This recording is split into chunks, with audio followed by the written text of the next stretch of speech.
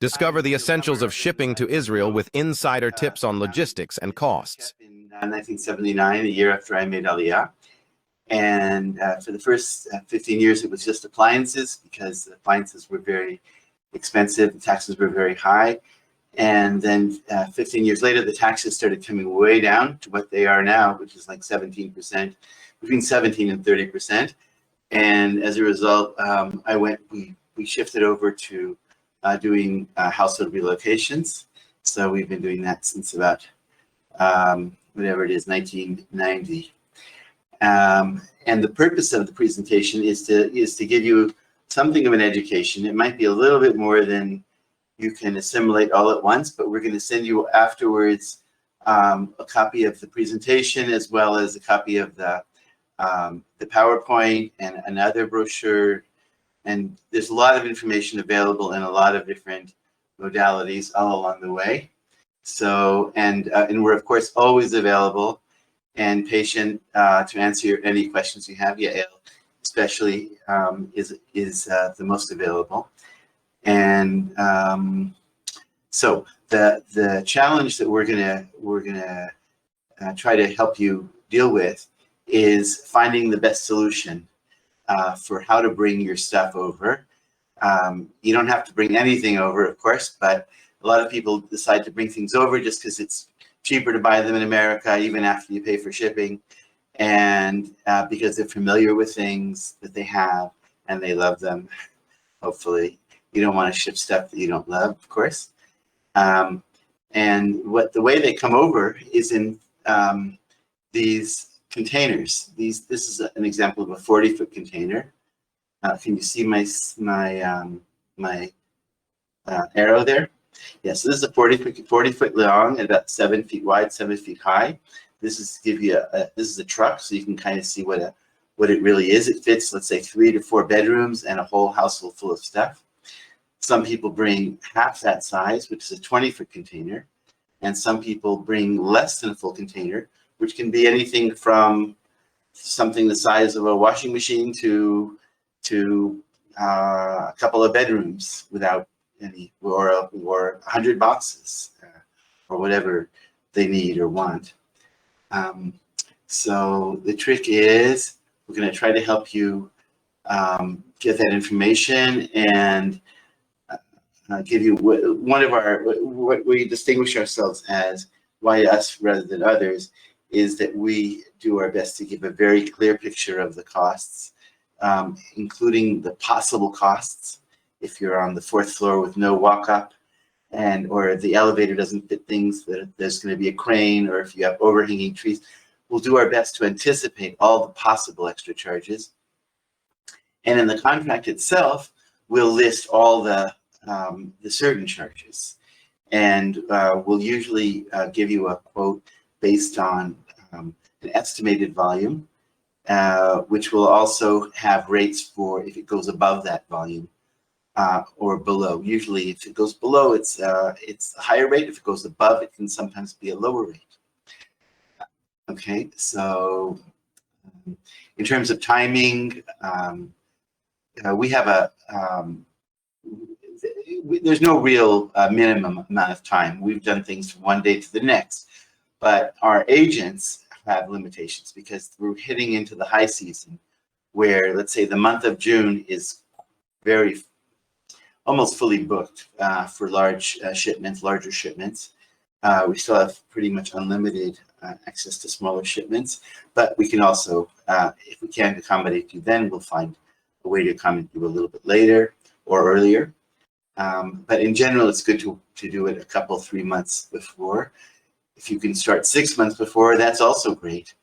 And to get an idea of what it is that you're likely to want to ship, because you want to be able to have a few different lists. You want to be able to have a list of the things that you're certain you want to bring, and a list of items that you're less certain. Let's say that if they fit, you'll bring them. And then maybe another list of 3rd row, or a list of do not ship, things that you do not want to ship.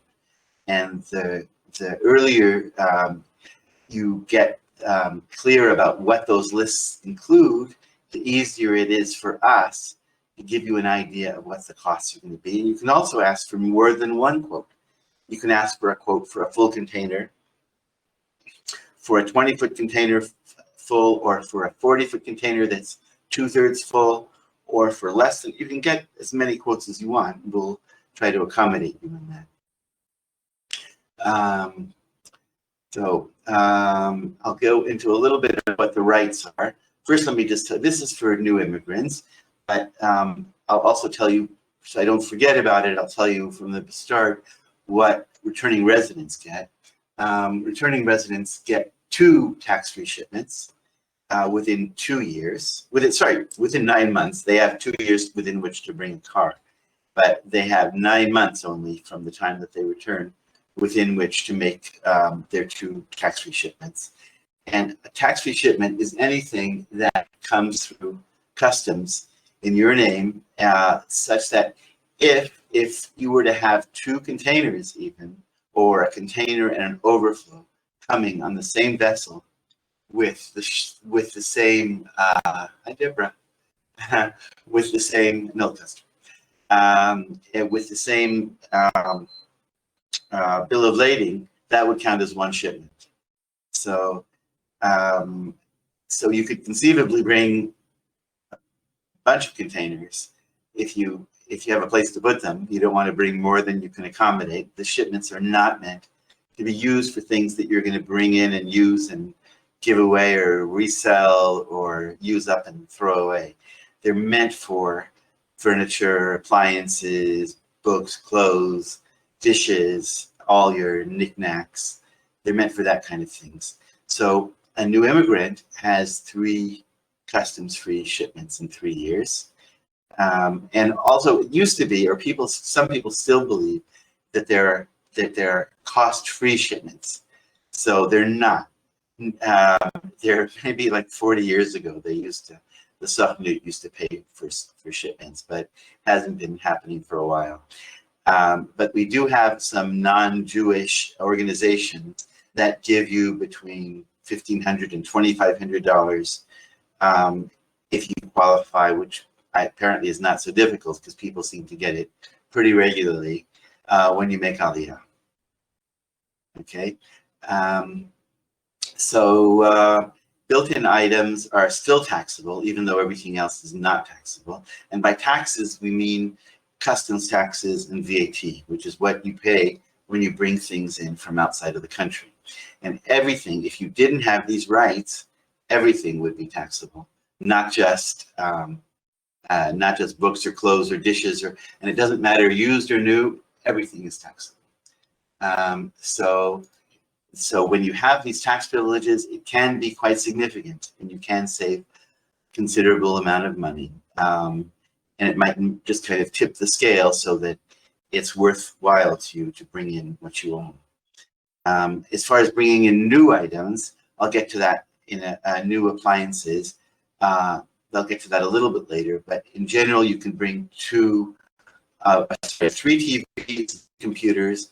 You can't bring more than 1 refrigerator or oven or dishwasher without paying taxes. But the taxes, again, are not terribly high.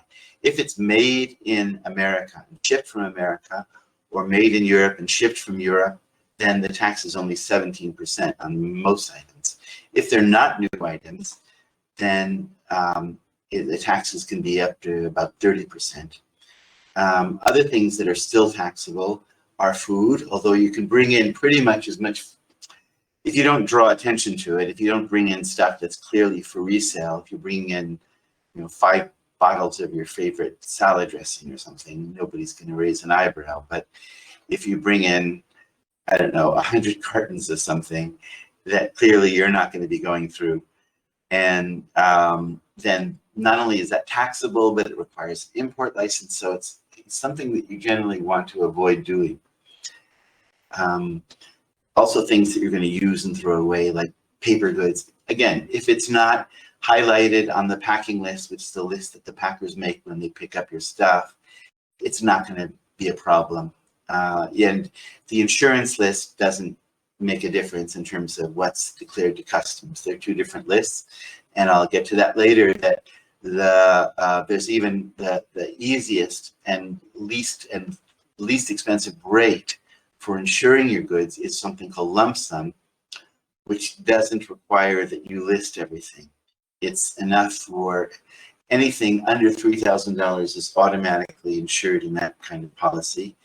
And the rate is about 25% lower than the policy that requires you to list everything. Not only does it require to list everything, but it also requires that you value everything, that you come up with a value of what replacement costs would be in Israel. So it's quite a challenging way of insuring your shipment, labor intensive. And the other way, the lump sum, is much easier and much more popular these days.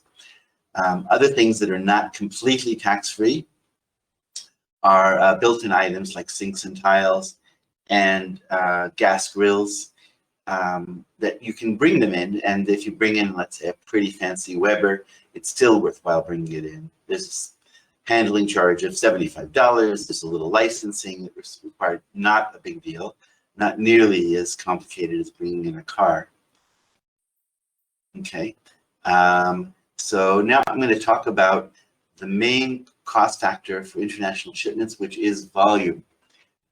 Volume, remember, there are three dimensions to volume. There's height, depth, and width, and it's the multiple of those. Plus, when stuff is packed up, that can add easily another 20% to the volume. So if something's 10 cubic feet, it could bring it up to 12. And then if it's put into a container, that's the end of it. It's right, that's the volume that you're paying for. In some cases, when you pay for a container shipment, you're paying for the whole container and whatever is included. In most cases, especially for larger containers, you're not paying for the whole container. Although you're paying for the shipping of the whole container, the shipping is actually not the most costly or difficult part of the costing. The most difficult part is the packing and pickup and trucking and unpacking and unloading in your house. So, as I said, we'll give you usually a quote based on an estimated volume and with costs if it goes above that. And also, if you ask, we can give you costs if it goes below that. Usually the rate gets higher the less you ship, and it goes lower the more you ship. There's a magic ratio, which isn't perfect, but it gives you an idea, which is that if you're shipping twice the volume, it's usually just 1.5 times the cost. So something that costs $5,000 for 1,000, let's say, just for ease of calculation, $5,000 for a 20-foot container, it's really more than that. It's closer to 6 or even 7 if you add in the insurance and everything. And then if you're shipping 1,000 cubic feet, then if you're shipping 2,000 cubic feet, it's usually going to be closer to, let's say, if it were 5, then it would be $7,500. So it's the more you ship, the lower the rate per cubic foot. And also, if you ship in a container, as we use this as these pictures are of a 20-foot container. Before, we saw pictures of double size of a 40-foot container. Then after the goods are packed, it's put right in there. And oftentimes, in most cases, the container comes right up to your door, both at origin. The stuff is put right from your house after it's packed into the container, and right from your door, it goes to the port. So it's the most quick and predictable of the kinds of shipments. If you're shipping less than a full container, then the things usually are palletized, which it looks like this. One more thing, looks like this. It's like a platform, and then they wrap this heavy-duty plastic around it, or they put it into a lift van, into a crate. And that, because it's a smaller size, it's harder to get the best efficient use of volume. So if you have things that are irregularly shaped or that can't be put on top of another, which is always an issue, then it's going to be less efficient to use a smaller space like this. Whereas if you have a container, either a 20-foot container or a 40-foot container, so there's plenty of room to play around with and to do the jigsaw puzzle that's going to help you maximize the space, still keeping in mind that some delicate things you have to put on top of other things which are less delicate, and that some things you have to really support very strongly so that they don't twist and turn with the boat, because the ocean waves are tossing and turning things. So there can be quite a bit of tossing and turning in these things. So they really have to secure everything well. So in a smaller thing like this, so it's easier to secure things. In a bigger one, very well, it's more of a challenge. But still in all, you can ship more in these things, and the rate is lower. And the more volume you ship, the lower the rate. Okay, and we go back to this. What they do is they'll show up at your door with a truck, not with a container, and they will pack the stuff at your house, then put it into the truck, then bring it back to the warehouse, and then load it on one of these things. Usually, there are some places that will only ship, like in the Midwest. A lot of times, they insist on putting things in lift vans, this kind of thing, because it's going to be put onto a truck, onto a train, onto another truck, a train, and until it gets to where it's going to be put into the container, it's going to be quite a while. So they don't want to fool around with that, and they want to make sure it's very secure. So they might just crate it all up. Also, there are things that we pretty much insist you would crate. You don't have to follow our advice, but in order to get it insured properly, you probably should. Which is that if you have something that's very delicate, even glass, a big glass table, or if you have a painting, a really big painting, or a sculpture, or something of special value, then it's probably worthwhile paying whatever, $100, $200, whatever the amount is, to crate it up. Similarly, I see Deborah, so she reminds me of pianos. Similarly, with a piano, any piano above the replacement value of $5,000 requires crating in order to be insured. So certainly that applies for a fine upright, and even more so for a baby grand or a grand piano, really crated. And I mean, if it's a super special something or other, like we shipped over a really fancy piano once, and everybody said, just put it on a plane, because it's when you go into a container, especially during the summer months, these are metal containers. So they're allowed to be on the deck of the boat, like we saw in the first pictures. They're allowed to be on the deck of the boat, so they could get quite hot inside.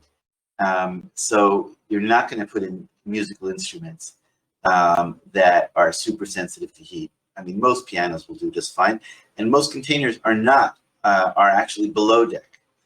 This just shows that it's possible that some containers would be above deck, but the great majority are below deck, and the heat is much lower.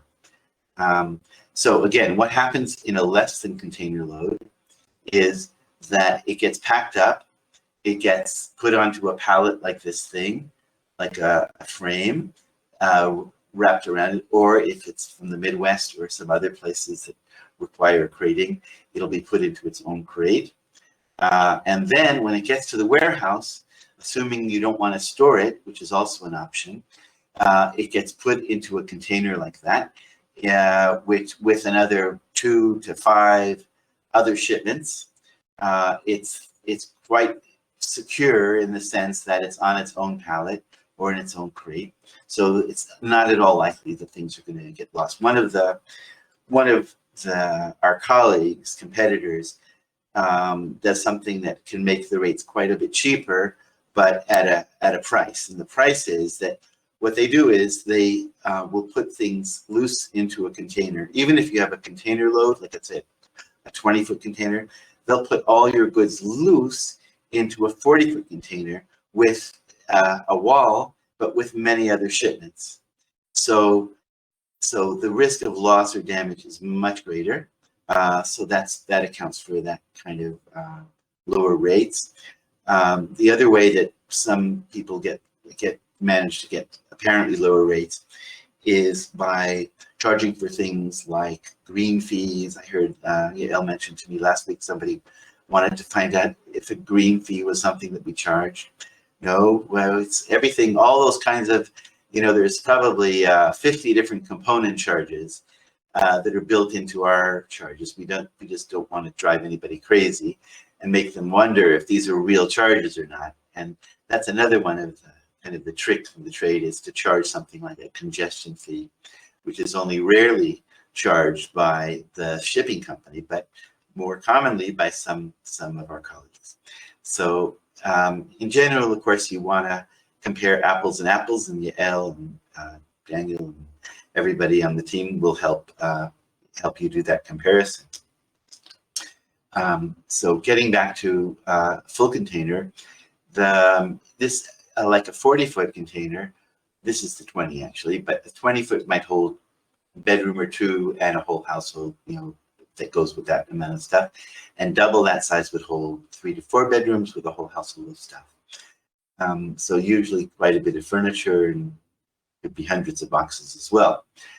The deal about these things is, since they're coming straight from your house in America or wherever, Canada, wherever you are, to the port, and then straight after clearing customs at destination to your home in Israel. So it's quite a bit quicker, and it's quite a bit more predictable in terms of timing.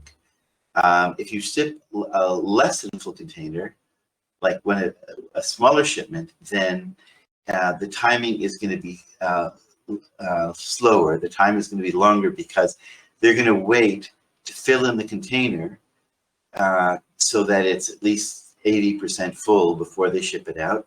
And then once it arrives in Israel and is cleared through customs, first of all, it takes them a week to unload the shipment, to unload it all. Let's say you have 5 shipments in a container. It's going to take them a week to do that and identify all the components of the shipment. And then often another week or two to do the actual clearing and the delivery, because just like on the American side, you're waiting for a full enough container to make it worthwhile to ship out. So here in the delivery, unless you have quite a large shipment, sometimes people will have to wait until the truck has a few component elements, a few shipments, before bringing it to your home. So it can be, whereas from New York, it could be 5 or 6 weeks for a container. It could be 8 or 10 weeks. But having said that, during the summer months, it's not so slow because there's quite a lot of traffic. So it's easier. It's less of a problem to fill in the container at origin, and less of a problem to fill in the truck at destination. Okay. Storage. Storage is an option for both a full container and for a less than full container. And like with everything about this process, it's always better if you let us know earlier what your thoughts are. There are some places where, since the container can't, let's say in Manhattan, or if you live on some country road where they can't bring a big shipping container up to your house, so they may have to bring a truck to your house, then load the truck, bring it back to the warehouse, and then from there load the container. But if you wanted to store stuff, let's say your home's not going to be ready for a while in Israel, if you wanted to store stuff for a while, and then you might decide just to leave it in storage at origin in America, and then containerize it and ship it out, let's say a month or so before you're ready to receive it. That's one option. The other option is to bring it into Israel And then you have 4 days free. And you have a week free of the container rental, because the container doesn't belong to us, and it doesn't belong to you. It belongs to the steamship company. So they're just renting it out to us and to you. So for that reason, they give us a free week, and then after that, they start charging money, a significant amount of money, might say. So that, together with the storage fees at the port, makes it so that it's not worthwhile to leave a container at the port. I won't say it's not worthwhile. I would just say it's expensive, because some people choose to do it because, let's say, their house is not going to be ready for a month or two, and they don't want to do the usual thing for a container load, storing it for a while, which is to bring it to a storage container, which is identical with a shipping container, except it's on ground. And what they do is they transfer all the goods from your container to the storage container, and then when you're ready to receive the goods, they take that container and pick it up and put it on a chassis, on a truck, and deliver it. So, but the downside of that, even though it's considerably cheaper than just leaving the container at the port and letting it accrue storage and rental charges, the downside is that it's extra handling. So that them unloading it into the it's only one extra handling, but in general, the principle of shipping is you want to minimize the number of times things are handled and shuffled around. So it's more expensive to leave it at the port, but sometimes people decide to do that because they don't want their things handled more than once. A less than full container, remember, that's combined with 5 or so other shipments into a bigger container. They get, once they're taken out of the container, they have 28 days free to stay at the port, and it's reasonable storage. And the things are packed well enough, like on these pallets, they're wrapped well with this thick black plastic, which doesn't let them move and doesn't let the dust go in, or they're in a thing like this. So because of that, it's a reasonable thing to leave them at the port for a few weeks. It's not a reasonable thing to unload your container at the port, because the containerized goods are packed in a perfectly sufficient way for transit, but not for being exposed to a lot of dust and moisture.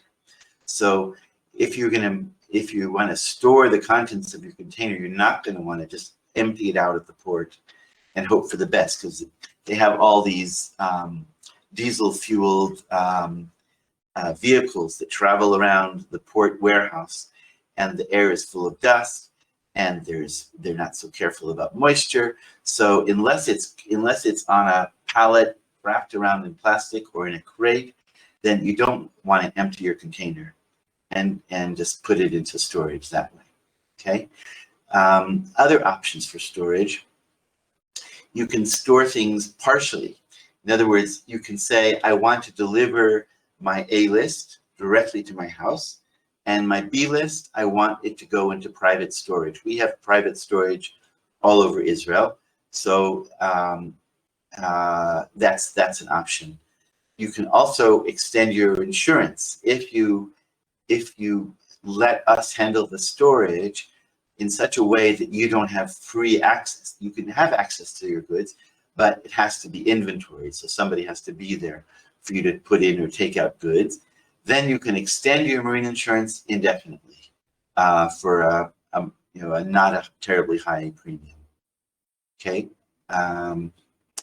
so that brings us to shipping insurance. Marine insurance is for replacement value at destination.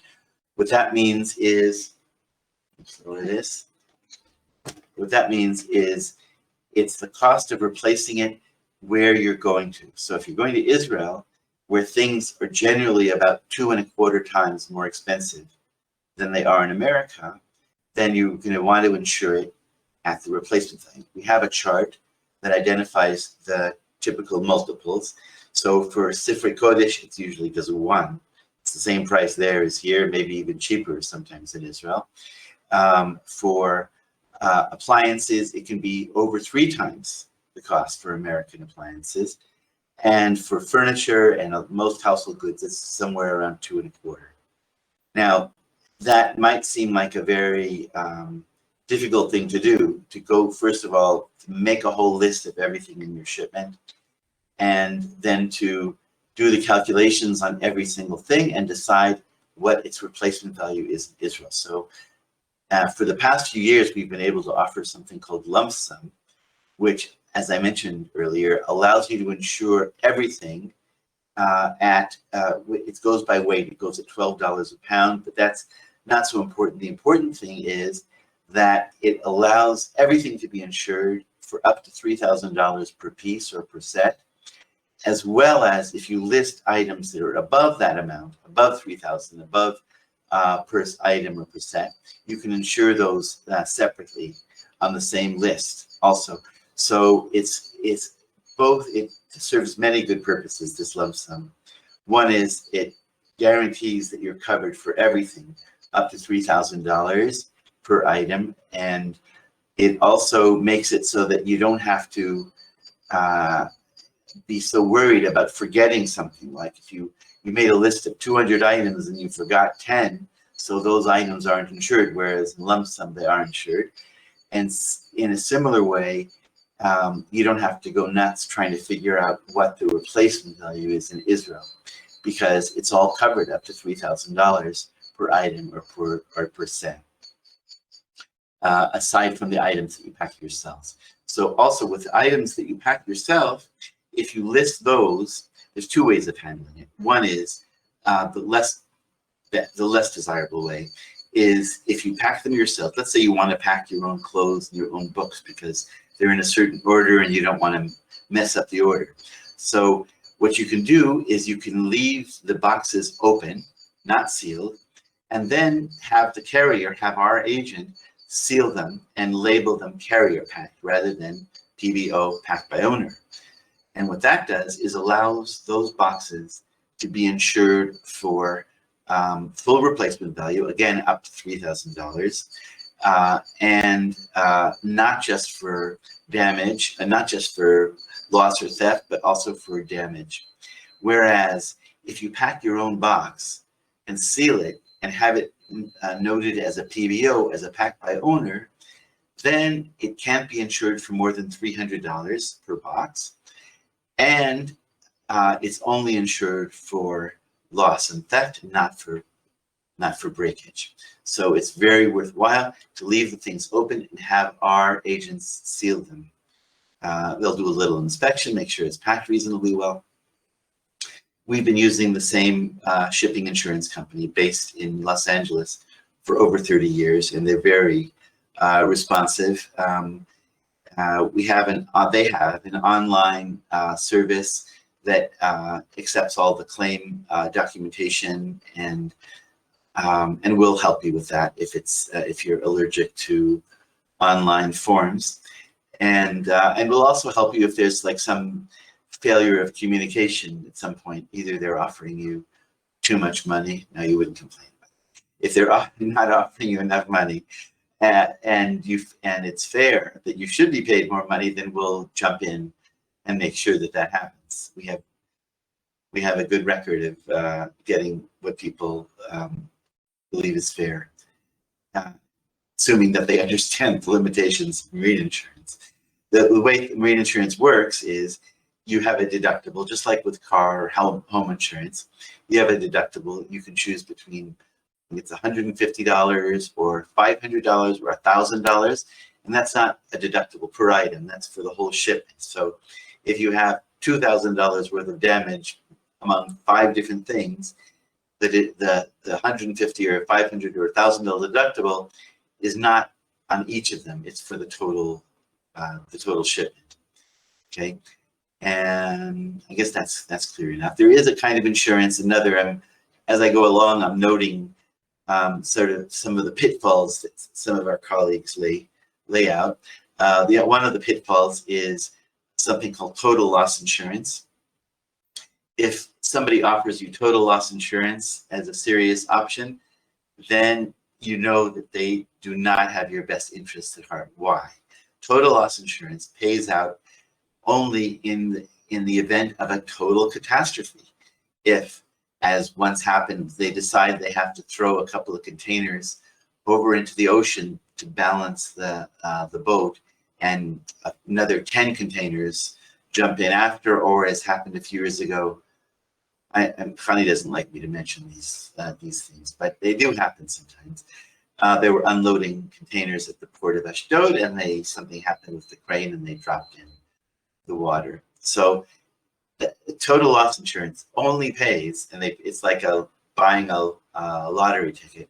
It only pays in the event of a total loss. So it's really, if somebody's offering that to you, then that should raise questions. So in general, as I said, in terms of quotes, you should compare quotes. We're happy to do that. Make sure you're comparing apples and apples. And you should also study recommendations, testimonials. We're very happy that over the years, we seem to be increasing the quality and quantity of our testimonials. So they're on our website. And you also have to check for those three things. One is if the price is too cheap because they're loading things in with a lot of other shipments without either crating or palletizing your goods. That's probably not a good idea unless you don't care if things get lost or damaged. Or if they're selling you total loss insurance, or if they're charging you for strange and unidentifiable and unprovable charges like congestion or green fees or something like that, that they can't really show you a third-party proof of. Those are all ways that they can pad the bill. This is a New Yorker comedy thing, but comics thing.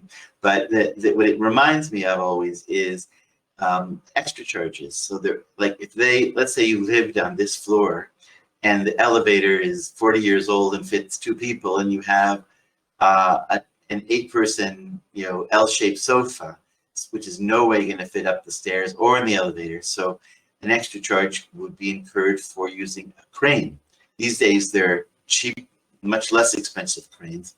There's things that look like fire ladders that have a platform, and they go up and down the ladder, bringing your stuff up.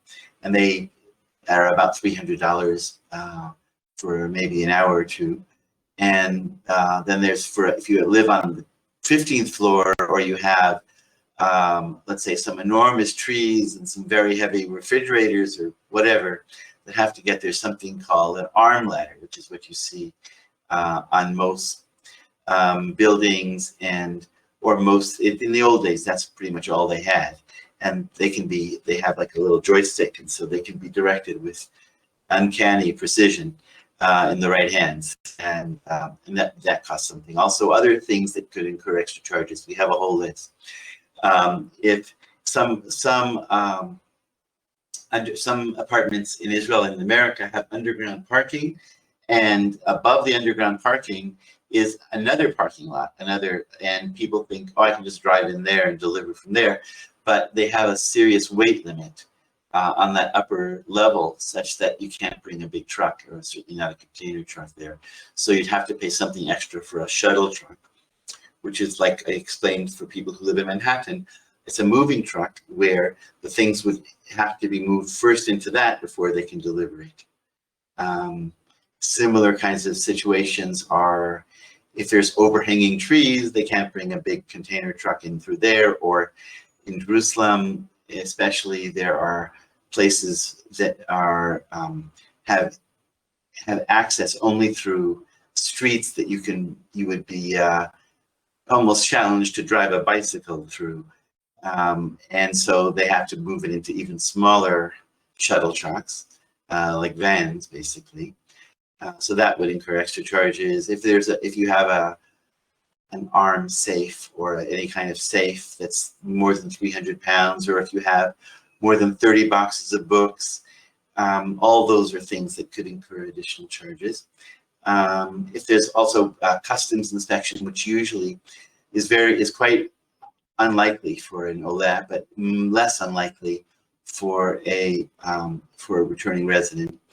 And if you're shipping from Los Angeles, they, for some reason, have a lot of inspections as the shipments go out of Los Angeles, which doesn't make any sense to me. They say it's a Homeland Security, but I'm convinced that it's somebody's brother-in-law who works for the security company and at the port. But that's just Los Angeles. It doesn't happen anywhere else. Okay. So the question of what to ship, I mentioned before, furniture, especially good quality stuff that you love, that you're attached to, is of course worthwhile, since it's quite a bit more expensive in Israel. Vehicles is a question also of if you're sentimentally attached. If the kids feel like they're at home in the van or something, or your father gave you a car 25 years ago, all those are reasons. And the other reason might be money. There are vehicles that are not available here, certainly not used, which people want, like the Honda and the Toyota vans. And in order to be able to buy a used vehicle with tax rights, you would have to find an Oleh who brought in the car that you wanted and then decided they didn't want it anymore. Chances of that are not great at all. So why would it be less expensive than buying the car here new? Because an Oleh pays only 75% tax on a vehicle, as opposed to compared to an Israeli or a tourist or a returning resident who pays 125%. So that is, even though it's still nowhere close to being free, it's still quite a discount. And the other advantage is if you bring in a used car, returning residents can bring in cars up to 4 years old, and new immigrants can bring in cars without a limit as long as they have the latest safety features, something called ESP, a special automated braking system. Part of the process of clearing the vehicle through customs involves checking to make sure that it has the blinkers in the right place. So it's quite a process. It's doable. It's not, if you do it yourself, it's doable if you have the patience and the language. And if you do it through us, it's not cheap. It's probably cost $6,000 to bring in and process the whole shipping and customs clearing of a vehicle. But it could still work out to be a significant savings over buying it new in Israel. So the reason why a used car might be super advantageous is because after the first year, it's depreciated by 20%. Each year after that by 10%. So even if you're paying 75%, if you've held the car for 5 years, and you're only paying you're paying 75% of 40% of the original value. So it's quite a bargain. As far as, and we can help you do the math if you want. As far as appliances go, it's not like it used to be where it was always worthwhile to bring appliances from America. Nowadays, there's plenty of European appliances which work quite fine, and big refrigerators and big washers. But there's still reasons that people might want American appliances. The American washer and dryer, the Speed Queen in particular, is high quality, high price, and it takes 20 to 30 minutes to do the wash, as opposed to 40 to 60 minutes with a European machine, which the European machines clean by virtue of their heating the water, and the American machines usually by virtue of their agitation. Fridge is also probably not worth bringing an American fridge. If you already have one and it's relatively new, you can use it on a transformer. You can also use small appliances. If you have a KitchenAid that's not 220 volt, it's American, or you have a Vitamix, expensive small appliances, then there's no reason not to bring those in. You can use them on a transformer, and it's not an incredibly big transformer. It's pretty big. It's like, it could cost $85 and it could weigh 15 pounds, but it's well, yeah, let's say 12 pounds. But it's not like in a Europe. It's not like bringing in a stove, a microwave, or any other heating device, a heater or a toaster oven. Those you do not want to bring in and use on a transformer, just because the size of the transformer would be really big. It would weigh 25 pounds and be this big. So you don't want to bring in heating appliances or cooking, appliances that cook by heat. Also, there are plenty of European appliances available here, both small and large, at prices that are pretty reasonable. And unless you want super high-end, the top of the line Miele or one of the fancy European brands, then it's worthwhile buying in Israel. If you do want a top of the line fancy European brand, then we can help you with that. We can import that, and it would be a big savings, probably like 20-25% savings, bringing them in from Europe. So that's appliances. Packing is, some people say, oh, I'm going to do my own packing. Not so many people say that, but there are people who say we can do my own packing. The problem with that is you can't insure something for all risk, for damage, if it's not professionally packed, and also you can't. It's almost impossible. It's very difficult to clear things through customs if they don't have a professional packing list. So even if you're a real pioneer and you want to do your own packing and not insure it, or insure it just for theft, you still have to make a professional-looking packing list, which means a list of everything that goes in there, the condition, and numbered, everything numbered and labeled. So that's something that the packers do automatically. The professional packers do that. And that's a crucial part, both of the customs clearing and the shipping. And if there's God forbid, if there's a marine insurance claim, that's also a crucial element to the marine insurance claim, is a professional packing list. Okay. Let's see, we already said that full containers usually go directly to the port and directly from the port, so they're quicker and more predictable, and they come with a seal and a very substantial lock on them, so the chance of something going missing is very remote. We have had some people who they had deliveries to 3 different locations, and they said, well, maybe stuff got left on the sidewalk or something. So they got compensated by the marine insurance company, despite the fact that the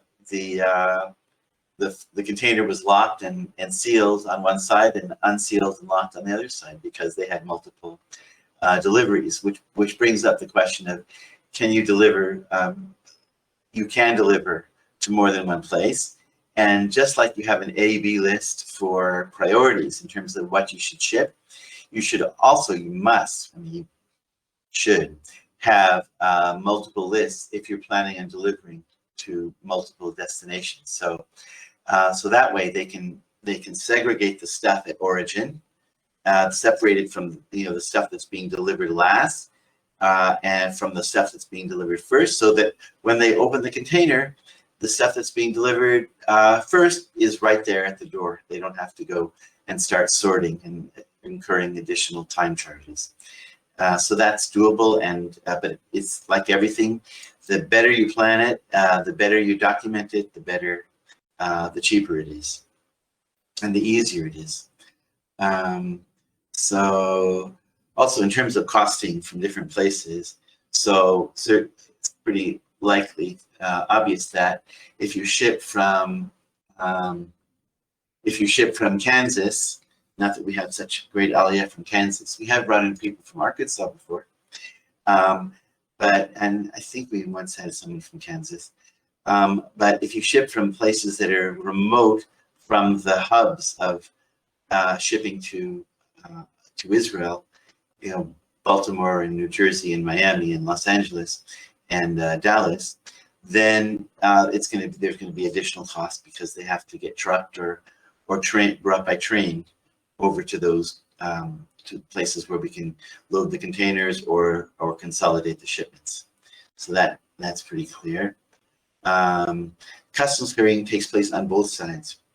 As I mentioned, in California, they have this weird thing, but it's not really a customs problem, it's a security problem, they claim. But we present documents both going out of America or Canada and coming into Israel.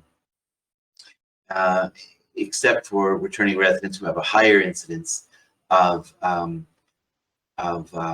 inspections, it's very rare for Olim. And the only things, there are some items that raise the flag, and make them pay more attention. One of them is a bicycle that might be an electric bicycle. They're still very concerned about that. Something that looks like a boat is probably, that's not going to happen so much. A gas grill, they'll want to know about it. And also if you have like multiple, like we had, seeing Deborah's name again, I think we had a fellow, I think he was, I think may have been an Olam, but still they have like a Ruach HaKodesh, they have like extrasensory perception at customs. So they somehow, this was a self-packed guy. So he packed his own shipment and he was a piano restorer. So he didn't, when he wrote piano, or with an S or without an S, on his packing list, it turns out that he didn't mean one piano, he meant like 10 pianos. So when they found out that he was bringing in 10 pianos, they said, no, you can't do that. You need to open a business, get a license as a business, and then you have to get some sort of a license to be a piano importer, which was not terribly hard. The whole thing took a few months, but it was reasonable. Like, you can't just bring in 10 pianos and not tell anybody and expect it to go smoothly. But they were very nice to him, and they let him go without any sort of penalties. So they're pretty pleasant. We also, like, we had a shipment not so long ago where, like, some tourists or people who don't want to become new immigrants, they have to declare values. And we had a shipment recently, it was actually an air shipment, where somebody declared a value which customs it came through the airport. So the airports, the customs inspection are much more common. So, and there was an inspection, and then they decided that the value given for one of the art pieces was incorrect. And they called the person in and interviewed them, and they said in the end, instead of like making it into a terribly big dramatic deal, they said just pay the difference in the tax, and that was the end of it. So my point is that customs, unless you're doing something crazily, and I mean even 10 pianos is kind of borderline in my mind, but apparently it didn't bother them too much. Unless you're clearly doing something, you're smuggling something that you shouldn't be bringing in, or you're radically misrepresenting something. Customs are quite polite and reasonable, at least to my perspective. I'm sure there are people who wouldn't agree with me. Okay, so this says avoid surprises by selecting a shipper based in Israel. So the choice is between a shipper who's based in Israel and has an agent doing the packing at origin, or somebody who's based in America, usually Yored, an Israeli based in America, who's shipping stuff in and using an agent to clear and deliver in Israel. So the advantage of having somebody based in Israel is that if there are any problems or misunderstandings, then you don't have to whether it's legal or a litigation issue or just an issue of understanding, you don't have to go back to America to clarify what was meant in the contract. It's all happening here.